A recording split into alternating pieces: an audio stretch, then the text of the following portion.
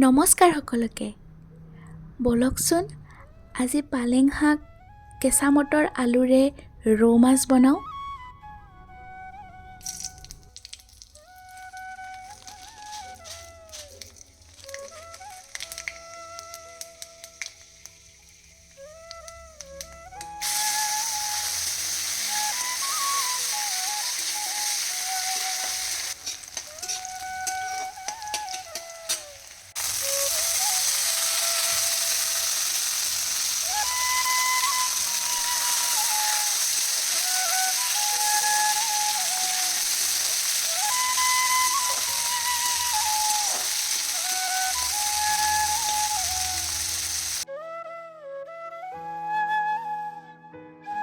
আৰু পালেং যিহেতুকে ঘৰৰে হয়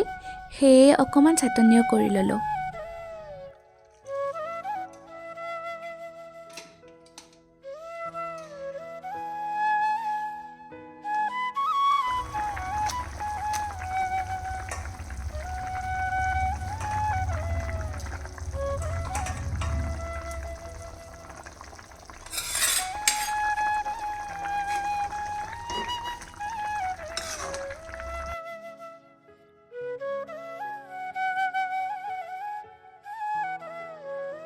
আৰু এয়া হৈ গ'ল পালেং শাক মটৰ আলুৰে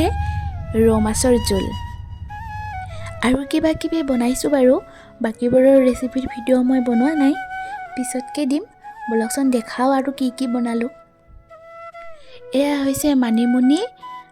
জাতিলাও আৰু আলুৰে মাছৰ জোল আৰু এয়া হৈছে কচুখাৰ আজিলে ইমানে বাই বাই